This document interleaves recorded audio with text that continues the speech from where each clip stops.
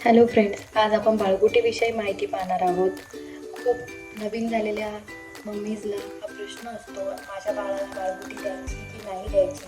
डॉक्टरांच्या म्हणण्यानुसार आपण 6 महिन्यापर्यंत लहान बाळाला आईचं दूध किंवा फॉर्म्युला मिल्क याशिवाय काहीही द्यायचं नसतं.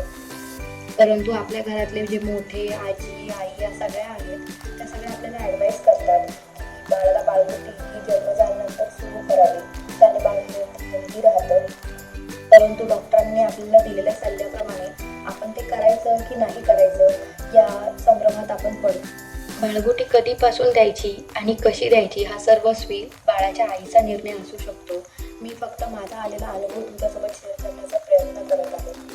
बाळगुटीमध्ये कोणत्या कोणत्या वनस्पती येतात हे सगळ्यात आधी आपण पाहूया.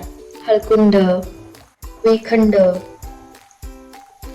जायफळ, ज्येष्ठमध, मुरुड शेक, येहडा, पिंपळी, खारीक, बदाम, सुगंधा,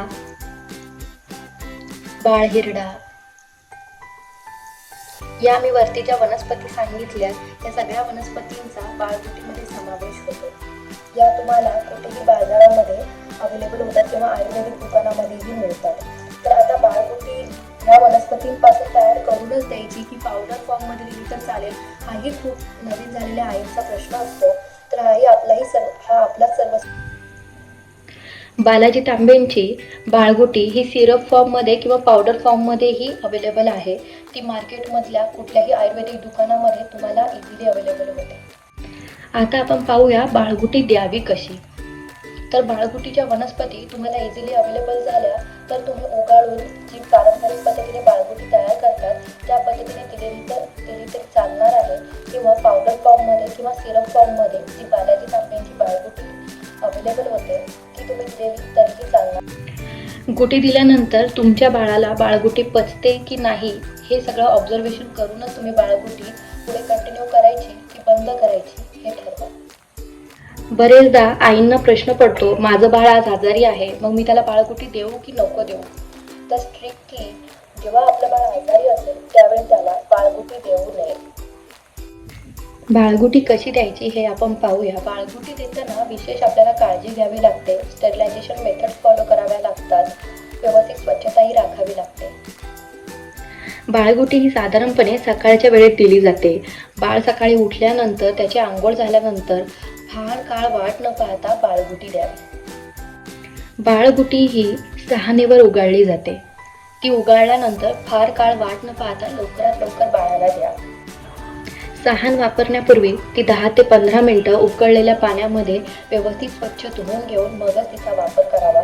वापर झाल्यानंतरही सहान व्यवस्थित उकळलेल्या पाण्यात 10 ते 15 मिनिटं धुवून स्वच्छ पुसून व्यवस्थित कोरड्या जागेत ठेवावी.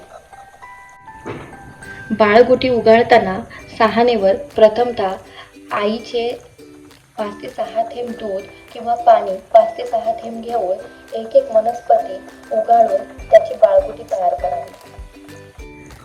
बाळगुटींमधल्या काही वनस्पती ह्या चवीला कडवट असल्यामुळे बाळाच्या तोंडामध्ये कडवटपणा राहू शकतो. तो जाण्यासाठी बाळाला बाळगुटी घेऊन झाल्यानंतर आईच्या अंगावरचे दूध द्यावे, जेणेकरून बाळाचे तोंड फार काळ कडवट राहणार नाही. बाळगुटी उगाळून देऊन झाल्यानंतर सर्व वनस्पती व्यवस्थित स्वच्छ धुवून पुसून कोरड्या करून व्यवस्थित हवाबंद डब्यात साठवून ठेवाव्या. जर वनस्पती थोड्या सुद्धा ओल्या राहिल्या तर पुढे त्या खराब होण्याची शक्यता असते. ही सर्व माहिती मी माझ्या आलेल्या अनुभवातून तुमच्यासोबत शेअर करण्याचा प्रयत्न करत आहे.